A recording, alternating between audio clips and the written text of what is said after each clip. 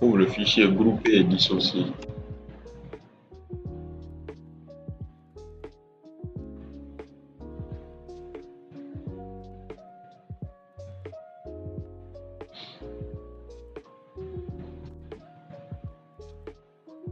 C'est fait. Maintenant, dans Excel, si tu as beaucoup de colonnes ou bien beaucoup de lignes, parce que là, c'est fatigant en fait. Si tu as beaucoup de colonnes, tu es obligé de dérouler tout le temps entre les colonnes, quoi. Maintenant, pour éviter ça, tu peux créer des groupes. Tu comprends? Par exemple, je sélectionne de A à G, je viens dans l'onglet Données, je viens sur Plat, tu vas voir, c'est écrit Grouper. Quand je clique sur Grouper, et tu as vu, qu'est-ce que tu remarques? Il a affiché quoi? Un signe moins. Le signe moins, quand je clique dessus, qu'est-ce qui s'est passé? Il a groupé. Quand je clique sur le plus c'est pour afficher en fait. Maintenant, si je veux créer un autre groupe, bon, je vais. Voilà, mais attention, là où il y a le signe plus pas là-bas, à partir de la colonne suivante, sinon, il va casser le groupe en fait. Tu sautes d'une colonne, quoi. Tu sélectionnes en haut la plage, tu viens ici, grouper. Et là, j'ai encore quoi? Deux groupes, non? Tu peux créer autant de groupes. Maintenant, si tu veux travailler sur les données qui sont dans le premier groupe, tu cliques sur le signe plus, il affiche. Sinon, tu peux cliquer sur les données du deuxième groupe. Voilà. Donc, ça, c'est pour les colonnes. Vas-y, crée-moi les groupes. J'ai créé les groupes. Si je veux enlever les groupes, je développe d'abord le groupe, puis je sélectionne les colonnes concernées. Je viens sur plan. Il y a quoi là-bas? Dissocier. Là, le groupe va quitter. Je fais la même chose pour le premier groupe. Je sélectionne. Je viens sur plan. Dissocier. Donc, il faut dissocier les groupes que tu as créés. C'est bon? Maintenant, pour les lignes aussi, tu peux grouper. Par exemple, je peux sélectionner de 2 jusque là, jusqu'à 15 par exemple. Puis je viens sur plan, grouper. Donc, qu'est-ce que tu remarques? Il a affiché quoi? La même chose quoi. Tu peux encore sélectionner une autre plage, comme ça. Je viens grouper. Donc, ce qui veut dire que tu peux créer autant de groupes quoi. Tu peux travailler sur le premier groupe ou bien sur le deuxième groupe. Maintenant, si ça ne te convient pas, tu peux venir sur le plan dissocier. Et je viens là aussi, je sélectionne, je viens là, dissocier. Donc, j'espère que le fichier est là, c'est compris comment grouper. Ah ouais, donc, ça sera tout pour ce fichier. Donc, ça, renommer les plages de données. Renommer les plages de données.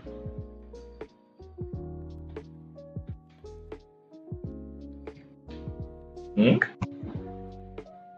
Maintenant, si tu as remarqué, si je descends dans la colonne chiffre d'affaires, si je descends, en bas, si je peux faire quoi?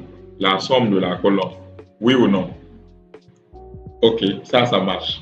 Mais imaginons que je veux faire la somme de cette colonne, par exemple, dans une nouvelle feuille. C'est juste un exemple. Donc, je suis obligé de faire quoi? Je mets égal. Je fais appel à la fonction quoi? Non, somme tout court. Hmm? Je fais appel à la fonction somme. Maintenant, ce que je veux additionner, ils sont où? Donc, je clique sur la première feuille. J'essaie de remonter. Et je sélectionne quoi? La partie concernée ou bien je ferme je ferme la parenthèse, je tape entrée, tu sais que ça va me rediriger ici. Maintenant, mais tu vois, c'est fatigant. Imagine, à chaque fois que moi je veux, par exemple, faire la moindre de mes données qui sont dans une autre feuille. Donc, je suis obligé à chaque fois d'aller sélectionner. Tu vois, c'est fatigant. Maintenant, pour éviter ça, qu'est-ce qu'on fait? Tu viens là-bas, tu, tu sélectionnes la plage, tu sélectionnes. Maintenant, tu viens ici, tu peux renommer. En fait, tu donnes un nom. Tu dis par exemple Yaya. Tu tapes entrée. Donc, ça veut dire que cette plage-là s'appelle comment? Donc, partout où tu es, si tu veux calculer la somme, par exemple, je dis somme, je dois écrire quoi? Voilà. Ça va s'afficher en fait. Et là, quand je ferme entrée, c'est la même chose, rien ne change. Est-ce que là, je me suis déplacé pour aller sélectionner? Donc, la première des choses, tu renommes les plages.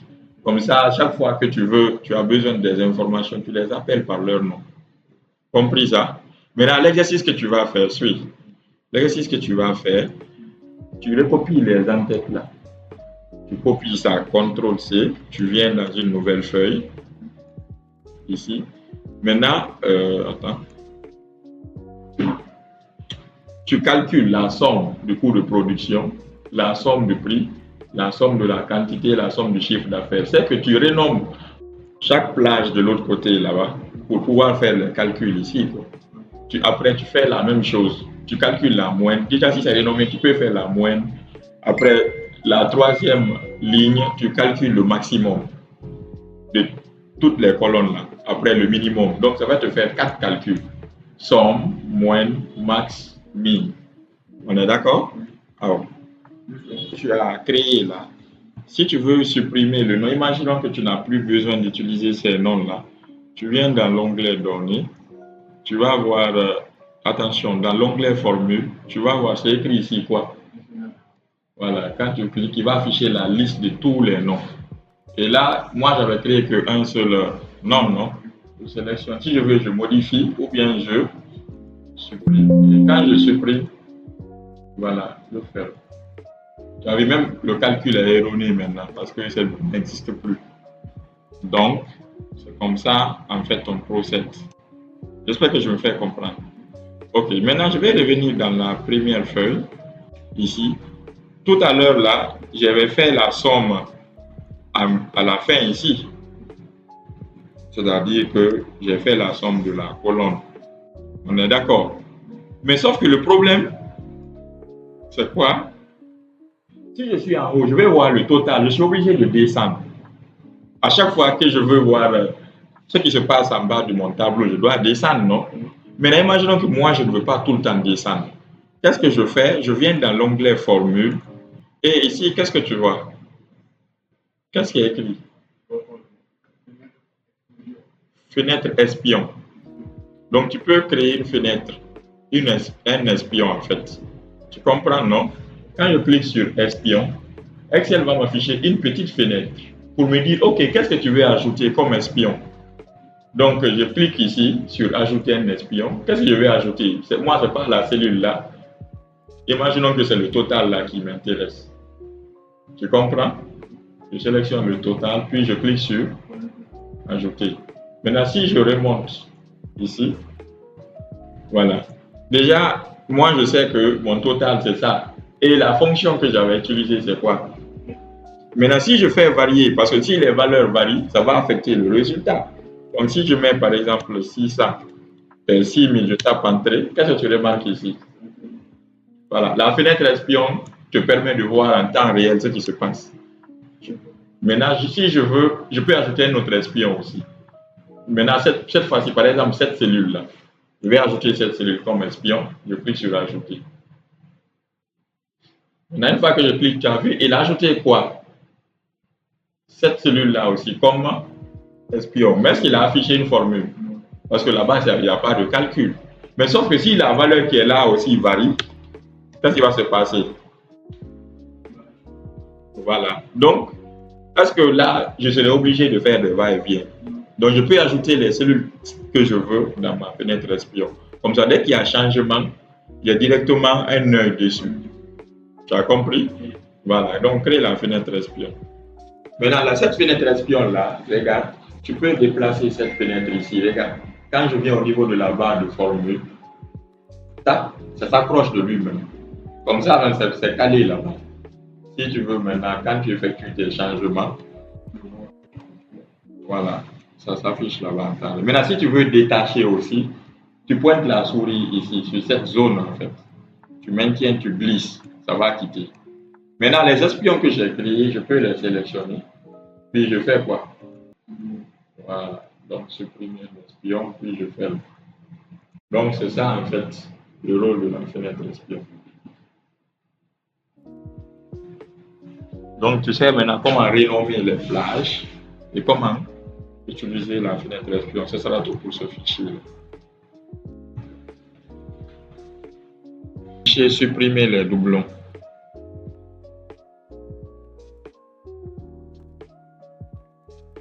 Supprimer les doublons. Maintenant, supprimer les doublons, c'est quoi? Tu sais, dans un tableau, on peut faire des erreurs, on répète les mêmes choses.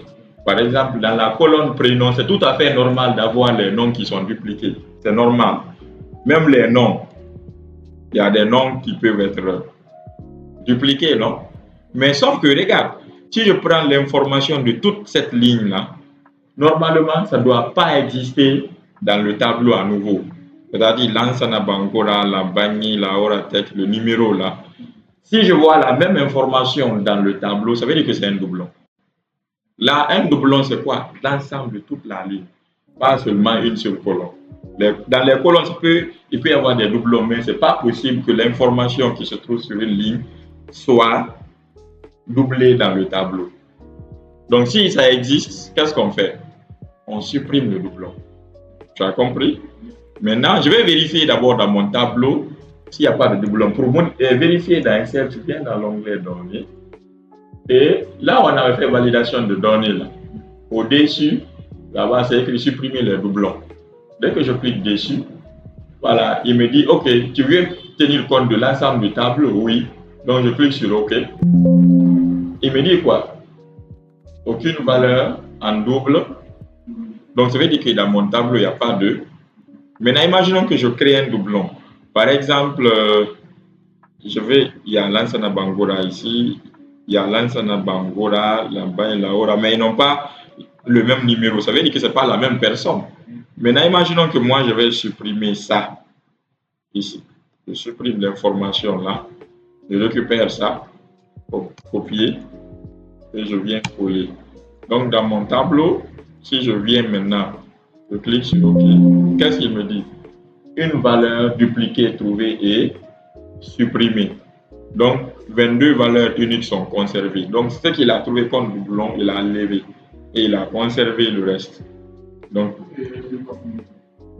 c'est qu'il y avait il y avait Lansana Bangora ici jusqu'à Lambani, la Horatech, mais seulement les autres informations n'étaient pas les mêmes. Ça veut dire que c'était une autre personne. J'ai su effacer ça pour prendre les informations de Lansana Bangora qui a. Hein? Oui, pour qu'il y ait un doublon. Quoi. Donc, vas-y.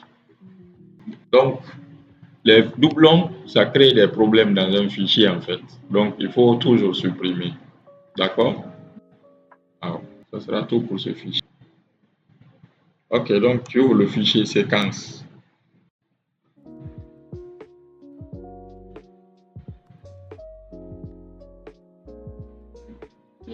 Dans le fichier séquence, tu as. Attention, tu viens d'abord dans la deuxième feuille. Viens dans la deuxième feuille. On va commencer par la fonction, c'est qu'il y a noté les noms des fonctions que nous allons utiliser. Quoi.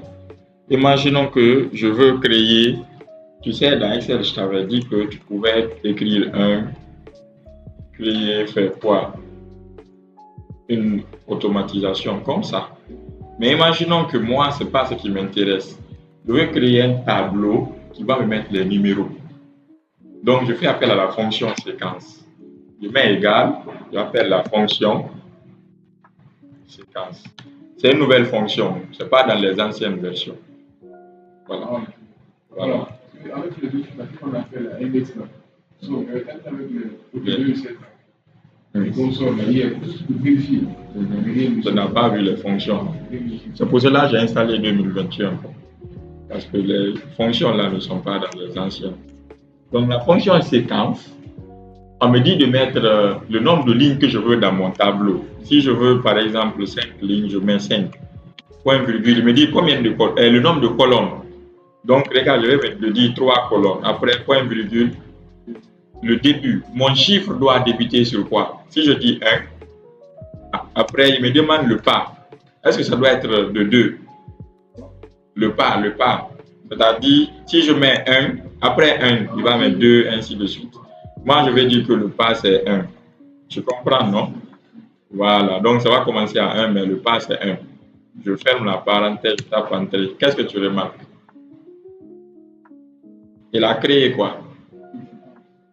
Une séquence de valeurs. Donc, il a commencé par quoi? 1, 2, 3, 4, 5, 6. Donc, si tu veux créer facilement un tableau comme ça, sans écrire, tu fais appel à la fonction séquence. Donc, tu définis le nombre de colonnes et le nombre de lignes. Tu as vu, non, il a envoyé une séquence de valeurs, quoi. Donc, cette fonction va t'aider de mettre, d'insérer les chiffres rapidement. On va envoyer notre fonction qui s'appelle ici unique.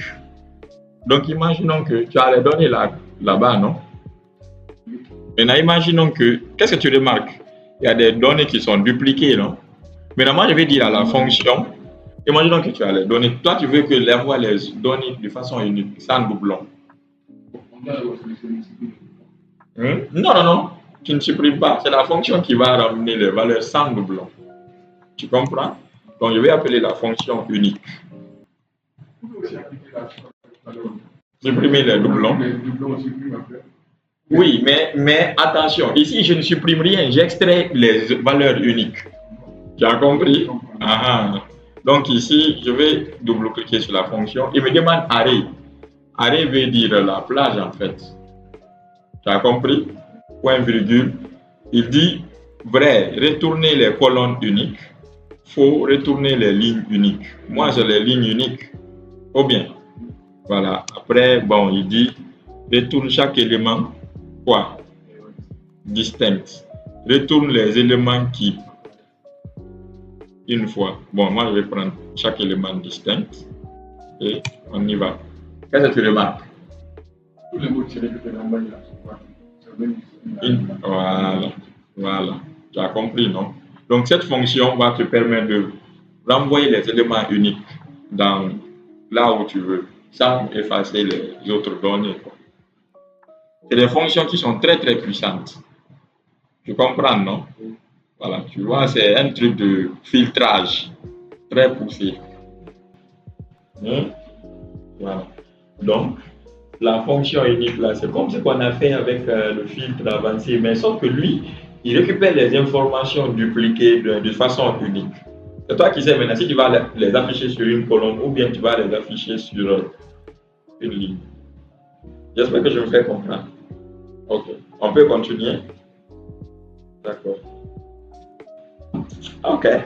Maintenant, on va essayer, par exemple, ce que moi j'ai ici sur une colonne. Imaginons que je vais les écrire sur une ligne. Tu comprends? Je veux les écrire sur... Hein? Ah non, même pas ça. C'est plus la fonction unique que je veux utiliser. Hein. C'est-à-dire, les valeurs qui sont là, je vais les écrire sur les colonnes en fait. C'est-à-dire, il va mettre Lambagny ici, Bellevue ici, sur chaque colonne, quoi. Tu comprends? Donc, je fais appel à la fonction transpose. Cette fonction, tu sélectionnes juste la plage. Tu as compris? Tu tapes entrée et il t'envoie quoi? Sur le... Voilà. Maintenant, si tu veux encore ramener en colonne, c'est simple. Je fais appel à la même fonction. Égal, transpose et tu sélectionnes la plage. Donc, tu as une colonne, tu veux ramener ces informations en des lignes, transpose. Ou bien tu as une colonne, tu veux ramener sur une seule ligne, transpose. Voilà. Donc, c'est des nouvelles fonctions en fait. Donc, tu as compris cette fonction. Ok, on va faire appel à une autre fonction qui s'appelle trier. Tu sais, dans un tableau, on peut faire le tri. Par exemple, je veux trier les villes. Tu as vu, c'est écrit trier de A à Z. Tu comprends, non? Ou bien de Z à A. Mais sauf que, imaginons que j'appelle la fonction. Je vais appeler la fonction quoi? Trier. Bon, je vais le faire de l'autre côté, là où il y a mes éléments. Mais c'est différent, en fait. Si tu as remarqué, quand tu fais trier, en fait, c'est pas sur place. On trie ailleurs. C'est-à-dire que le tableau reste intact. Voilà. Voilà. Là, la fonction te ramène ton tri ailleurs. Tu comprends maintenant? Mais si tu dis que tu vas trier, tu seras obligé de le faire sur place. Et ça va affecter le tableau. Donc, il me dit tableau. Tableau ici, c'est la plage. On sélectionne là-bas, quoi. Point virgule. Oui, index de tri. L'index, c'est quoi même? Index, je vais mettre. Attends. Je dois trier par rapport à. Ah oui, quand on dit tableau, attends, je vais sélectionner tout le tableau. Hein. Attention. CTRL A, ici. Bon, CTRL SHIFT, comme ça. Point virgule. Après quoi? Index de tri. Je pense que je sélectionne la colonne. Tu comprends? Après, maintenant, ordre de tri. Croissant ou décroissant? Ok. Après, point virgule. Trier par colonne ou trier par ligne. Je veux trier quoi?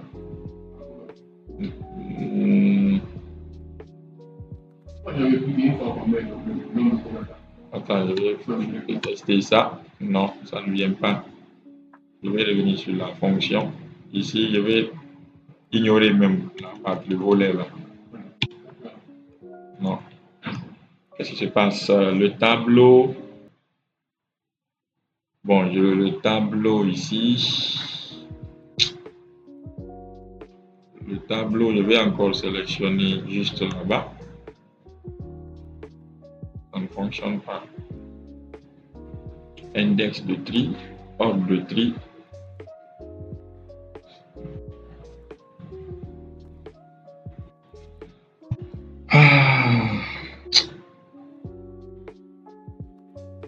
Je vais essayer sur les données qui sont là.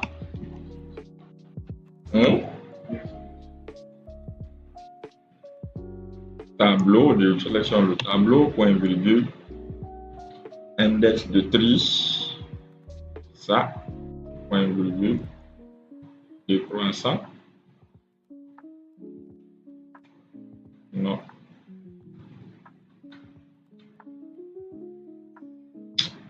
Cette fonction-là, fait longtemps que je ne l'utilise pas. Ok. Égal. Et tableau, point virgule, index de tri. Je vais trier cette colonne-là. Attention. Là. Point virgule par ordre de croissante. Point virgule. Trier par ligne. Oh. Ça? Oui. Là, je vais prendre trier par colonne. Non, je vais appliquer le plat.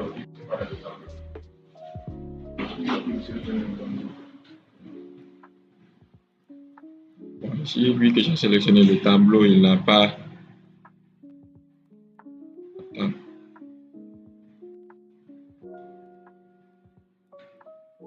Je rappelle de la fille qui a vécu 800 millions. Moi, j'ai eu un problème avec ça. Et avec ses parents ou quoi? Ils ont fait la maladie de l'eau. Ils sont avec la fille.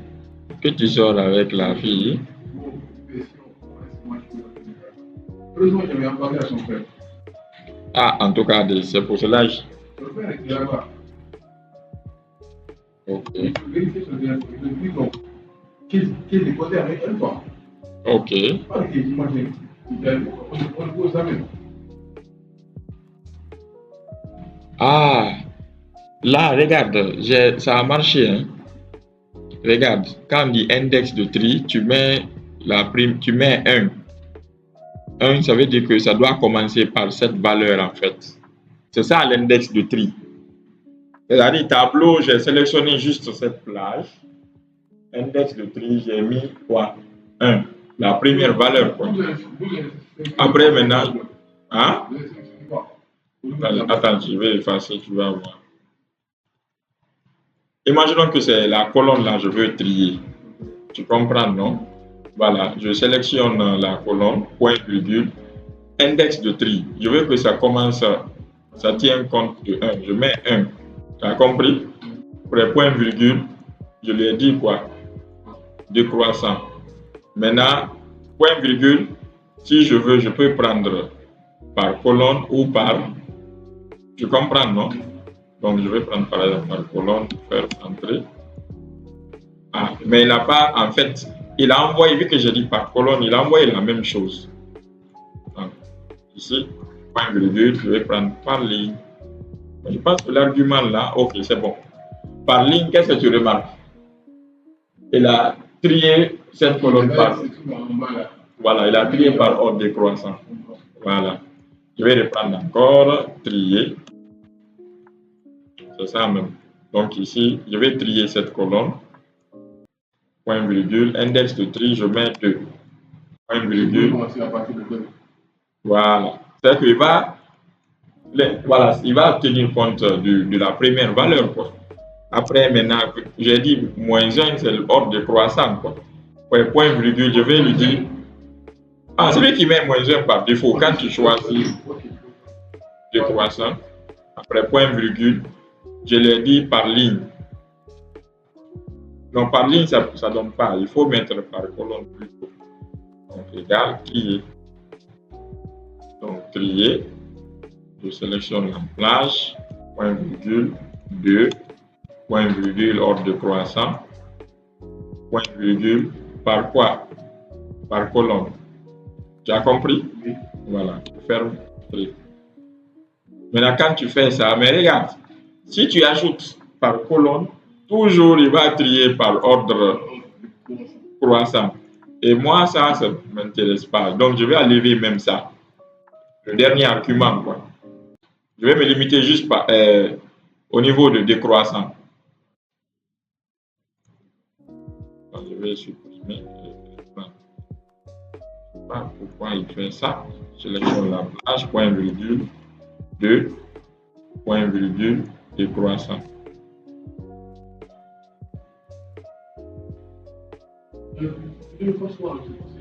Là, vous avez pris par défaut, là, ils n'ont pas inclus le message. Non, même si je ne mets pas l'argument là, avec l'autre là, ça avait marché. Mais je pense que je vais mettre 1 pour voir. Ah, ok. Il faut mettre toujours 1. L'index de tri. Ah, il faut toujours mettre 1. Tu sais, c'est pas parce qu'il y a 2 ici. Quand tu dis 1, en fait, le tri va se faire par. En fait, à partir du premier élément, quoi. Voilà. Mais si tu mets 2, ça ne va pas reconnaître. Donc, vas-y. Index de tri, c'est 1.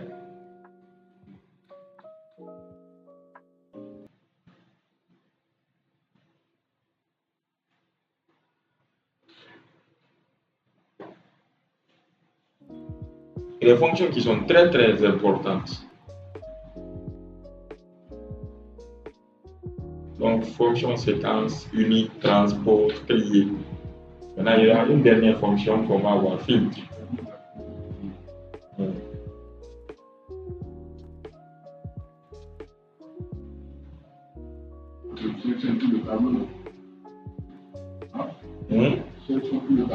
Si tu veux, oui. Regarde. Je vais appeler la fonction. Fonction trier. Non, tu n'as pas besoin de prendre là-bas. Vrai ou faux là.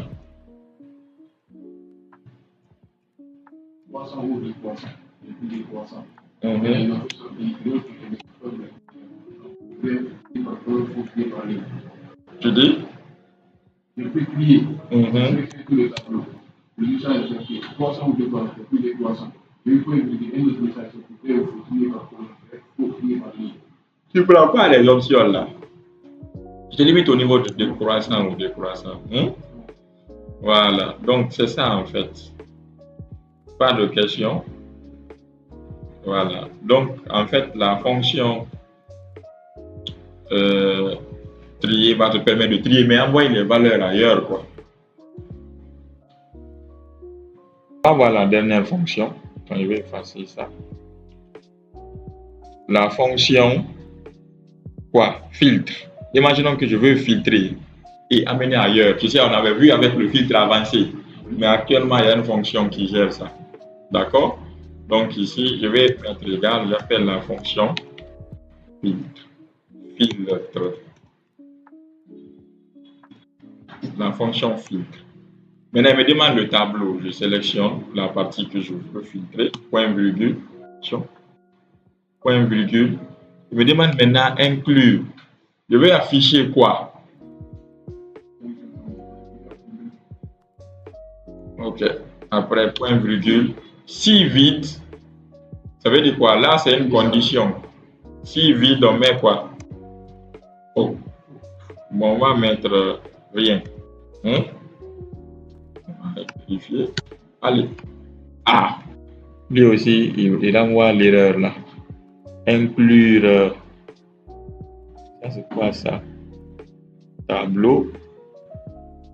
Inclure. Bon, je vais écrire entre griffes, inclure belle.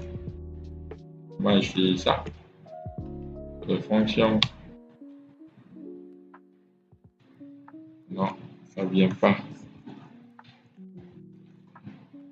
Tableau, tu sélectionnes. Inclure là, c'est ça le problème.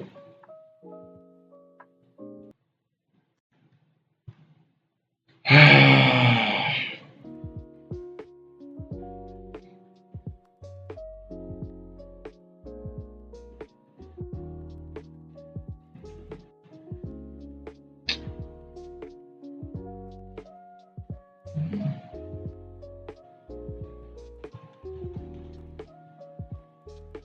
Bon. Fonction filtre.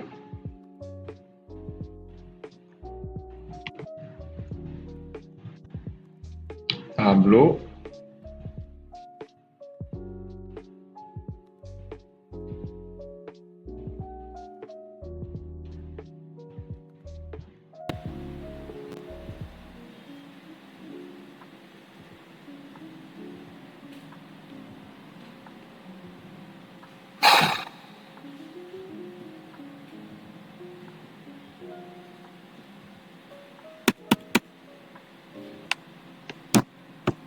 On dit inclure.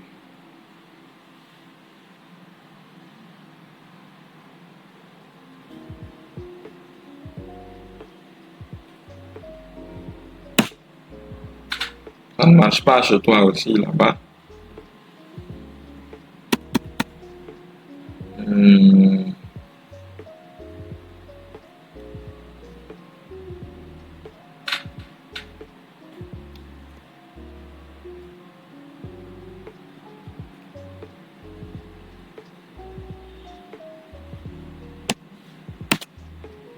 Il va falloir que je revoie les fonctions là. La fonction filtre là.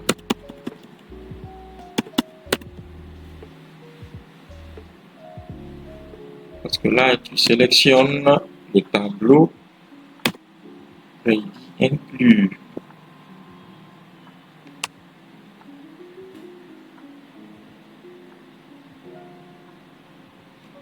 Bon, après on va revenir sur cette fonction. Demain, je vais revoir. Elle n'est pas convertible. Sinon, c'est une fonction qui est très très intéressante. C'est inclure là qui m'a échappé. Filtrer. Je sélectionne la plage.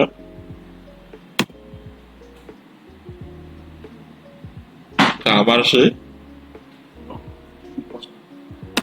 Ok. Je vais figer. Non, ça ne vient pas. On va voir ça. Enlever. Donc, en gros, c'est des nouvelles fonctions en fait.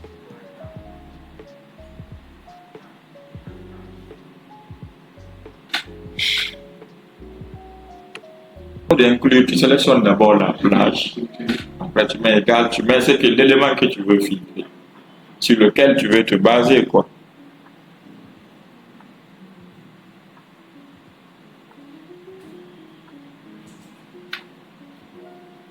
C'est pas bon. C'est-à-dire, regarde, la première des choses, tableau, tu sélectionnes tout le tableau. Point, virgule. Tu veux filtrer quelle colonne? La colonne adresse, non? Tu sélectionnes tout au niveau, parce que moi, quand je sélectionne tout le tableau, j'ai commencé au niveau de la tête. Adresse, j'ai sélectionné toute la colonne. Tu comprends? Alors maintenant, tu mets égal. Lambagne, mais attention, Lambagne est écrit chez moi en majuscule. La première lettre, c'est en majuscule. Il faut faire ça.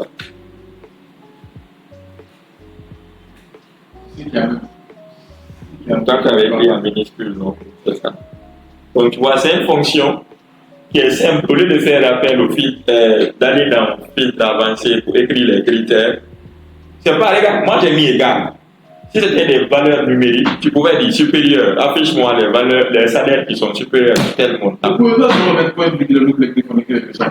Vous pouvez pas seulement mettre point virgule le nombre de connectés avec ça. Ça ne peut pas prendre, il faut d'abord sélectionner là. On prend tout ça. Il est à la fin pour le message. On met seulement point virgule.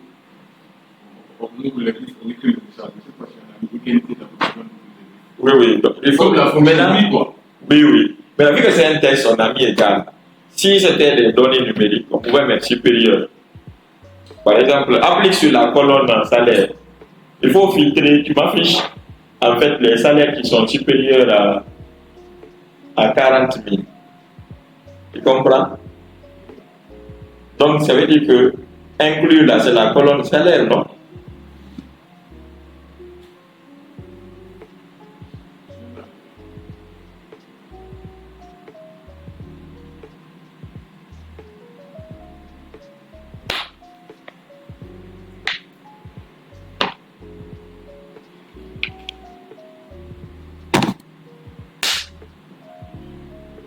Vous voulez qu'il y ait quoi? Salaire. Tu m'affiches les salaires qui sont supérieurs à 40 000. Supérieurs à 40 000.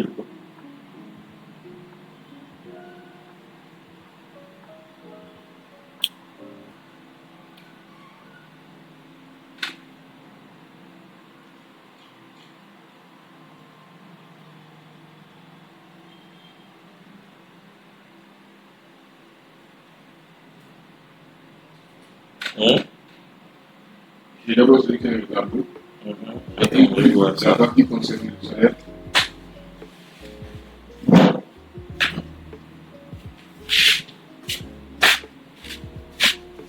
Sélectionne-moi le salaire. Non, tu comprends.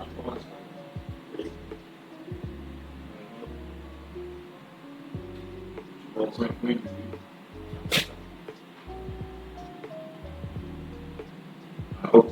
Pas point virgule, tu mets supérieur. Directement. C'est ce qu'on a fait pour l'autre aussi. Tu mets point virgule, c'est comme si tu as fini ça. Tu veux commencer à attaquer un autre argument.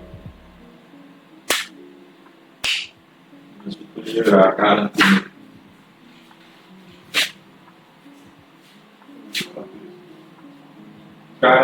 Pas 40.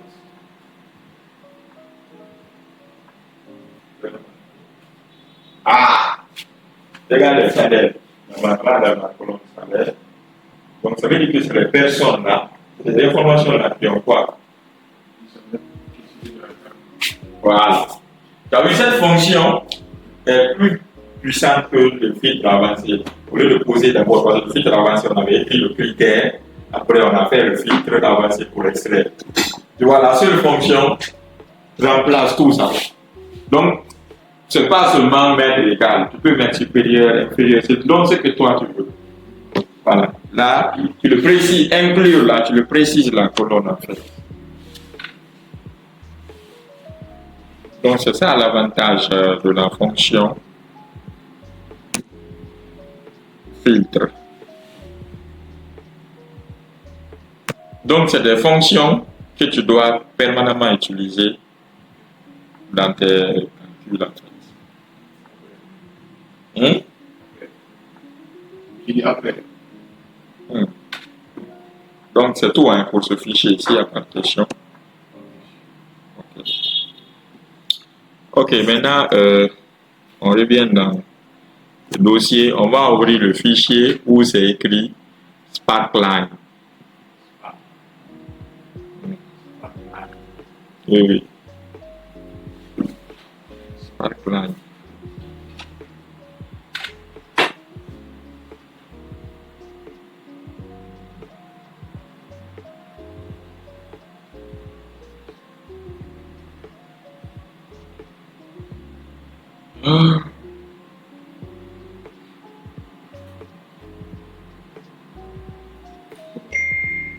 Donc, ça veut dire quoi? Nous allons voir. Concentre-toi, on va finir le fichier. Tu ne viens pas d'arriver. J'ai vérifié à 19h30. On est à 21h comme ça. Maintenant, je suis ici. Je vais supprimer la dernière colonne. Supprimer. Après, la deuxième feuille aussi, je veux supprimer la dernière colonne. Après, tu vas le faire, quoi. Maintenant, le but, c'est quoi? Qu'est-ce que tu remarques? Dans mon tableau, il y a quoi? Donc, ça veut dire que si tu vois ça, ça veut dire que la colonne est restreinte, quoi. Maintenant, au lieu de ajuster un à un, tu peux sélectionner comme ça toutes les colonnes. Tu double-cliques à la fin, voilà. Tu vas ajuster. Maintenant, l'objectif, c'est quoi? C'est vrai qu'on a fait beaucoup de calculs. On a appelé des fonctions pour faire nos calculs. Maintenant, ce n'est pas suffisant. Quand tu fais l'analyse, tu es obligé aussi de faire intervenir les graphiques. Les graphiques aussi parlent mieux que quoi? Les calculs. Tu comprends, non?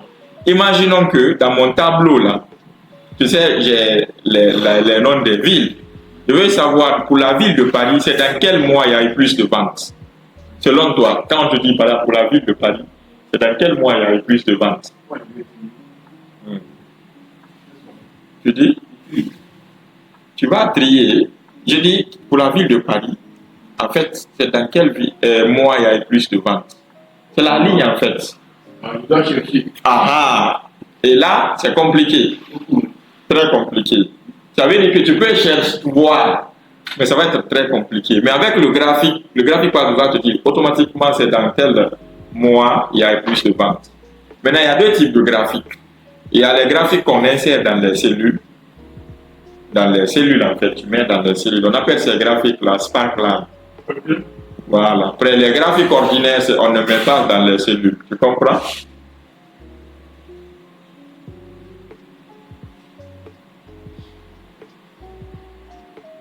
Donc, les graphiques qu'on met dans les cellules, c'est Sparkline. Les graphiques qu'on ne met pas dans les cellules, c'est les graphiques ordinaires. On est d'accord? Libre à toi maintenant, quel type de graphique tu veux utiliser. Maintenant, moi, je vais faire appel d'abord à un graphique Sparkline pour représenter les données là dans les différentes cellules. On est d'accord? Donc, pour faire un graphique Sparkline, je viens dans l'onglet Insertion. Tu as vu, là, il y a un graphique, mais il y a un autre groupe où c'est écrit graphique quoi? Sparkline. Donc, dans le groupe graphique Sparkline, il y a trois types. Moi, je vais faire le premier. Après, avec les autres feuilles, tu vas faire le reste, quoi. Donc, je vais cliquer sur courbe. Il me dit quoi? Plage. Qu'est-ce que tu veux représenter? Selon toi, je vais représenter quoi? Pour la ville de Paris. Ou bien? Donc, je sélectionne tout. Après, maintenant, il dit emplacement déjà, il est sélectionné. C'est là-bas ou bien? Attention, c'est quoi ton problème? Voilà. Emplacement, c'est ici et je valide.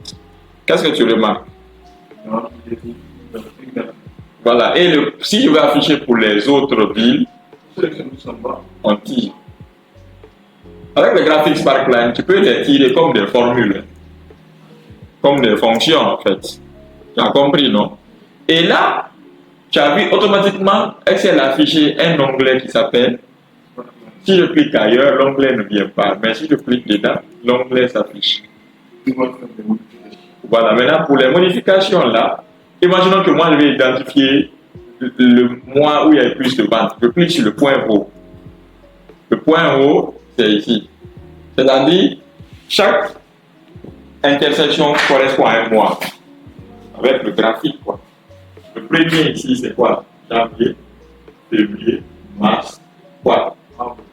Donc, c'est le mois d'avril, il y a plus de ventes, en fait. Mai, juin, juillet, août, septembre, novembre, décembre. Donc, en un clic, j'ai compris automatiquement c'est dans quel mois. Mais si c'est regarder dans le tableau avec des milliers de données, ça va être très très compliqué. En ce moment, tu auras besoin de faire le graphique. Donc, la première feuille, tu fais le graphique en courbe, sparkline. La deuxième feuille en histogramme. Et l'autre avec conclusion et perte. Avec conclusion et perte. Quand tu vas dans l'insertion, il y a les trois là-bas, quoi. Tu comprends? Là, on a vu tout à l'heure les graphiques sparkline. On va voir les graphiques qui vont donner plus de détails. Parce que les graphiques sparkline, si tu as remarqué, c'est seulement les points qu'on peut identifier. Mais il n'y a pas de nom, rien. Mais avec les autres graphiques, tu peux tout avoir. Maintenant, ces graphiques-là, par exemple, je veux représenter ce tableau. Je clique juste dedans, sans rien faire. Je viens maintenant dans l'onglet insertion. Tu vas voir qu'il y a le groupe graphique ici. Il y a histogramme, il y a courbe. Il y a beaucoup de types de graphiques. Mais le mieux, c'est de dire à Excel, mon tableau que j'ai là, il faut me recommander un graphique. Lui, il va estimer le graphique qui est mieux adapté. Donc, je clique sur graphique, recommander. Et là, Excel va te recommander les graphiques qui sont adaptés. Maintenant, moi, je choisis toujours le premier. Et voilà, je valide. Donc, ici, j'ai inséré mon graphique. Donc, vas-y, insère-moi ton graphique. C'est bon? Ok. Maintenant, quand j'insère mon graphique, qu'est-ce que tu remarques? Il a mis les noms des magasins, c'est-à-dire les noms des villes sur l'axe des abscisses et les montants sur l'axe des ordonnées. Maintenant, les trimestres, il a mis ça comme légende. Quand tu vois les trucs comme ça, on appelle ça la légende. Maintenant, la légende, on dit quoi? Si on doit interpréter ce graphique-là. Pour la ville de Paris, c'est dans quel trimestre il y a eu plus de ventes? Pour la ville de Paris. sur les couleurs. Au niveau du point, il y a 4 couleurs. Il y a bleu, il y a orange. Ah, c'est ce qu'on appelle la légende. Mais ces couleurs-là sont identifiées par quoi? Les trimestres. Donc, si le troisième trimestre. Voilà, c'est le troisième trimestre. Pour la ville de Marseille, c'est quel trimestre? La couleur de Marseille. Pour la deuxième trimestre, non. Pour la ville de Lille. Mais dans quel trimestre il y a le plus de ventes? La ville de Lille. C'est dans quel trimestre il y a le plus de ventes? Ainsi de suite. C'est comme ça on interprète. Tu as compris? Maintenant, on peut changer l'ordre d'interprétation. Quelqu'un d'autre peut dire, ah bon, moi ça ne me convient pas. Tu as remarqué, dès qu'on insère un graphique, il y a quoi? L'onglet? L'onglet création de graphique. Il apparaît. Et dans l'onglet là, on dit quoi? Intervertir. Donc, je vais intervertir les lignes et les colonnes. L'interprétation change maintenant. Les villes sont comme les gens et les trimestres sont venus sur l'axe. Donc, si je dois interpréter ça, je vais dire quoi maintenant? Pour le trimestre 1, c'est dans quelle ville il y a le plus de ventes? Trimestre 1. Paris. Voilà. Donc, bon, c'est l'autre la Nice. Ça dépasse légèrement. Si tu veux savoir ça, dès que tu pointes la souris, ici, il affiche l'infobule, quoi. Attends. Ok. On va continuer. Tu as vu, l'interprétation a changé. Donc, si je veux aussi, je peux venir ici, interpréter. Ça veut dire que les trimestres viennent sur légende, les villes restent là-bas. On est d'accord? Et ce qui est beau dans ça, avec le graphique, si une valeur change ici, par exemple, pour la ville de Paris, le trimestre 1, au lieu de 37 000, si je mets 80 000, qu'est-ce que tu remarques? Voilà, donc le graphique évolue en fonction des valeurs. Dès qu'il y a changement, le graphique aussi change.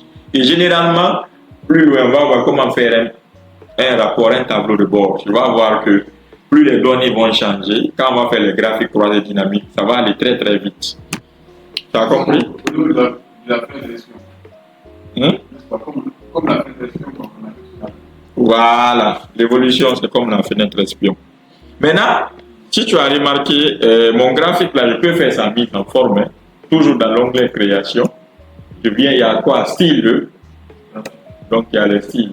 Si j'ai remarqué que lors de l'ouverture, c'est le style comme ça qui était défini. Voilà. Maintenant, une fois que tu définis le style, tu peux décider d'ajouter ou supprimer les informations que tu n'as pas besoin. Par défaut, il y a le signe plus qui apparaît. Tu vas voir, dès que tu cliques sur le signe plus, il y a axe. Il y a beaucoup de fonctionnalités ici. Si je reclique, ça quitte. Maintenant, toujours dans l'onglet création, à gauche ici, qu'est-ce qu'il y a écrit? Ajouter un élément graphique. Tout ce que tu as vu sur plus là, tout est là encore. C'est toi qui vois maintenant si tu vas passer par le plus ou bien là-bas. Donc, quand on dit axe, il y a deux axes sur le graphique. Il y a horizontal et vertical. Par défaut, tout est activé. Si je désactive horizontal, tu vois, il n'y aura plus d'axe horizontal. Je peux venir sur axe, vertical aussi. Donc, on n'aura plus d'axe. Donc, il y a des gens qui préfèrent représenter comme ça. Mais si je veux les afficher à nouveau, axe, je les active. Axe et là. Maintenant, je peux aussi venir encore là-bas. Il y a titre des axes. Ça, c'est par défaut, il y a un titre principal. Mais on peut mettre un titre pour l'axe horizontal et l'axe. Donc, horizontal, il va mettre une zone de texte. L'axe là parle de quoi? Non. Quelles sont les informations qui sont là-bas? Sur l'axe des abscisses. C'est les noms des villes, non? Donc, je mets une ville. Comme ça. Tu as compris? Maintenant, ici, je mets quoi? L'axe là parle de quoi? Voilà, les ventes.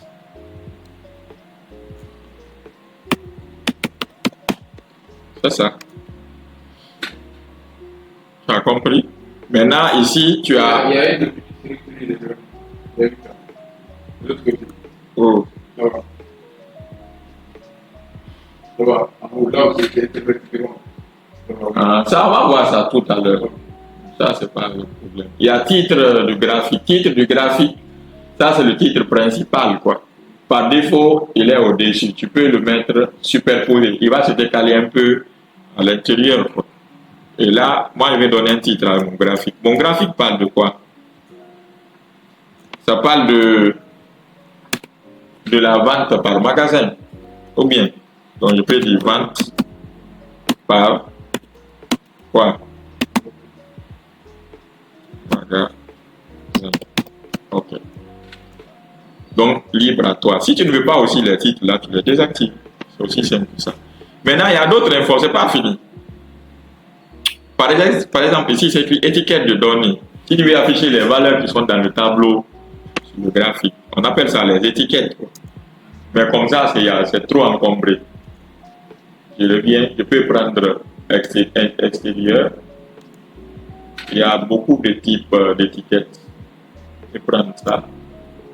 Voilà. Donc, mais moi, je préfère pas afficher les étiquettes pour ne pas encombrer parce que mes graphiques sont proches.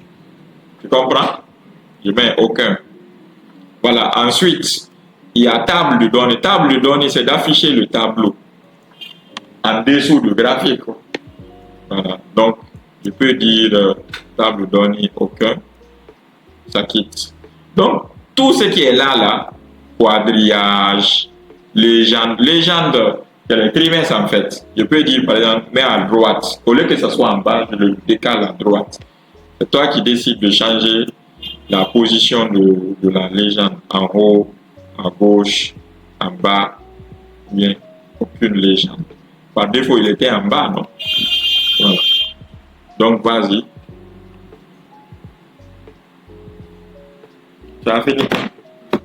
Ok. Maintenant, le graphique qui est là, on peut couper, on envoie ailleurs. Tu sais, regarde, je peux faire CTRL X, couper, je viens créer une nouvelle feuille, CTRL V, coller. Cela ne veut pas dire que s'il y a un changement ici, qu'est-ce qui va se passer? toi tu as lu de l'autre côté, tout simplement. Maintenant, on pouvait ne même pas faire ça. Je vais revenir en arrière. On pouvait dire quoi? Au lieu de couper, envoyer, je vais dire à Excel, dans l'onglet création, tu as vu, c'est écrit ici, déplacer le graphique. Dès que je clique sur déplacer le graphique, il va me demander sur une nouvelle feuille ou bien dans la même feuille. Moi, c'est sur une nouvelle feuille. Il va même renommer cette nouvelle feuille comme ça. Si tu veux, tu changes le nom. Donc, quand je clique sur OK, automatiquement, qu'est-ce qui s'est passé? Il a pris le graphique, il a envoyé. Mais sauf que cette fois-ci, le graphique est venu, parce que j'ai accès aux autres cellules. Donc, c'est seulement le graphique que tu auras dans cette feuille, quoi. Voilà. Donc, si tu décides de déplacer, tu n'auras pas les cellules, hein. C'est seulement le graphique. Donc, libre à toi de voir comment est-ce que tu vas procéder pour insérer un graphique.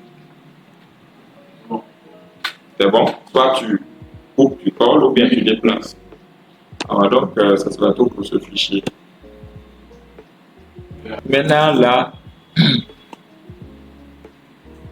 je sélectionne la colonne, clic droit, supprimer. Puis maintenant, je vais ajuster ici. Maintenant, je t'ai dit quoi? Si je veux représenter tout ça, je clique dans le tableau, je viens dans Insertion. Je clique sur Graphique recommandé, non? Excel va me recommander. Je prends ce qu'il m'a recommandé. Voilà. Et voilà mon graphique. Mais moi, parce qu'à chaque fois, quand tu fais ça, lui, il va prendre toutes les données pour représenter. Mais moi, je ne veux pas ça. Je vais supprimer, delete. Je vais lui dire, OK, je veux juste représenter cette zone. Donc, qui tu veux représenter une partie, là, tu sélectionnes. Là, tu viens encore dans Insertion. Tu cliques sur Graphique recommandé. Toujours, je vais prendre le premier. Et qu'est-ce que tu remarques? La partie que j'ai sélectionnée, c'est... Voilà. Maintenant, tac, qui dit la sélectionner. Au lieu de venir ici, c'est trop fatigant. Moi, je préfère faire quoi? Ça te permet d'augmenter ou réduire. Sélectionner, augmenter la sélection, quoi. Voilà. Maintenant, regarde, je viens ici à l'angle. Je cale ma souris là-bas. Quand je maintiens, j'augmente. Le graphique se met à jour. Voilà. Si je réduis ici, qu'est-ce qui se passe? Voilà. Donc, vaut mieux utiliser ça que de venir sur sélectionner des données. Si tu veux gagner en temps.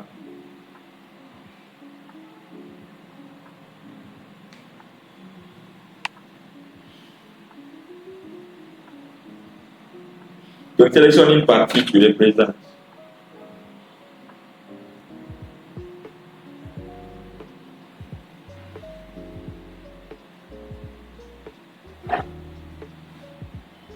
T'inquiète pas, on va tous quitter le pays, on va aller. Ok, maintenant, si tu as remarqué, Excel nous a recommandé le graphique en histogramme. Voilà, maintenant, tu peux changer, tu peux dire modifier. Tu peux modifier à tout moment le graphique si ça ne te convient pas. Donc, je clique sur modifier et il va me proposer les noms encore ici. Il y a courbe, il y a secteur, selon ce que tu veux maintenant. Ou bien, si tu veux revenir en histogramme, tu sélectionnes, tu reviens en histogramme. C'est compris ça?